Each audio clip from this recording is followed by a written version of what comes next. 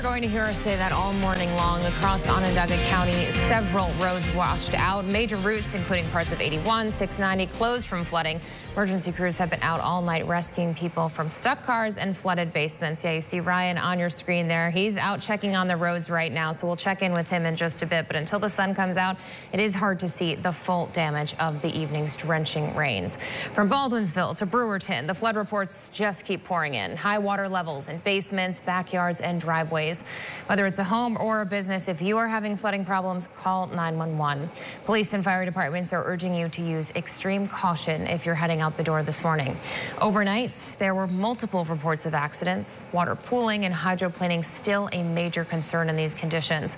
Fire crews in Clay responding to a 7-hour stretch. Neighbors there reporting 2 to 3 feet of water in their basements. According to 911 dispatchers, several roadways in Clay are impassable. If you are heading out this morning, these are the areas you really want to avoid. As of right now, over toward Baldwinsville, 690 is closed between the Van Buren Road exit to the Downer Street exit. Also, Van Buren Road closed from the 690 exit to Route 48. Over towards Cicero, 81 North between the Cicero exit and Bartell Road exit in Brewerton, also closed.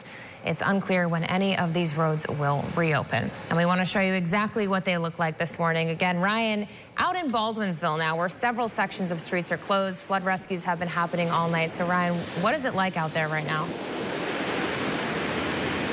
Yeah, we're trying to get our hands on the situation out here, Nicole. It's been a very busy night. I actually just spoke with an Onondaga County sheriff's deputy, and he said it's been a wild night. He had a handful of cones, and he was saying we're putting them down as fast as we can. We're going to the next scene because there are several roads like this one. We're on Canton Street Road here, just outside of Baldwinsville, and you can see the crack in the road right here. If you make your way down there, I know it's very dark. We're going to see much more, obviously, when the sunlight comes up, but the road is buckled here. Now, there's a creek that runs under this this bridge here, and you see a car on the other side has its flashers on. I actually just spoke with a person here who came to attend to that car, and they said the driver tried to drive through and got a flat tire. So luckily they're okay, but they're dealing with a flat. A lot of folks are actually coming here having to turn around. It's so very dark, obviously, with all the cloud cover we're having, so they're not sure where they're actually heading. So they're saying, hey, what's going on up ahead? And we're saying, hey, the road is closed.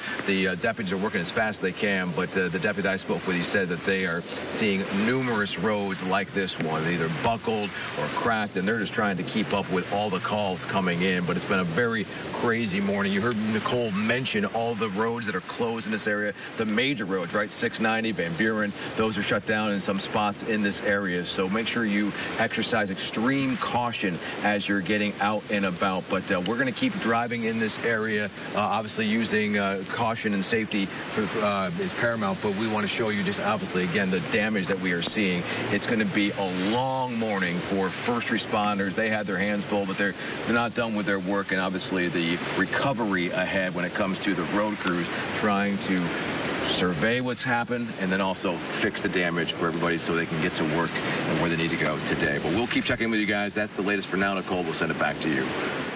All right, Ryan, thank you. Stay careful out there. Yeah, very hard to see those roads, so as you head out the door, just do be careful. Now we want to bring in the chief of the Northwest Fire District, Tony McIntyre, joining us on the phone. Thanks for joining us this morning. I know you've had a very busy night, and you're going to continue to have a busy morning, so thanks for being here. What are you seeing this morning?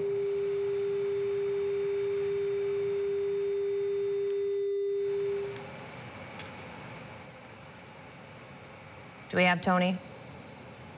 All right, it looks like we lost him, so we'll try to check in with him in just a bit. Let's go over to Clay, where we are learning part of the roof collapsed on Great Northern Mall. Come take a look.